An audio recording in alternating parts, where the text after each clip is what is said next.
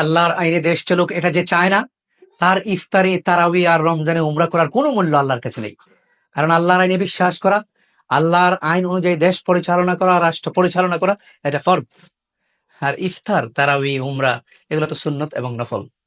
আল্লাহর আইনকে অস্বীকার করলে পরে, আল্লাহর আইনে সন্দেহ পোষণ করলে পরে, আল্লাহর আইন সর্বযুগে আধুনিক যুগে অচল, সর্বযুগে সচল এটা বিশ্বাস করতে হবে। আধুনিক যুগে আল্লাহর আইন দিয়ে 1400 বছর আগের মদিনা সনদ দিয়ে মদিনাওয়ালা মুহাম্মদুর রাসূলুল্লাহ সাল্লাল্লাহু আলাইহি সাল্লামের শরিয়া আইন দিয়ে আধুনিক রাষ্ট্র পরিচালনা করা যাবে না, একথা যারা বিশ্বাস করে তাদের ঈমান নেই, তাদের ফরজ ইবাদত কবুল হবে না।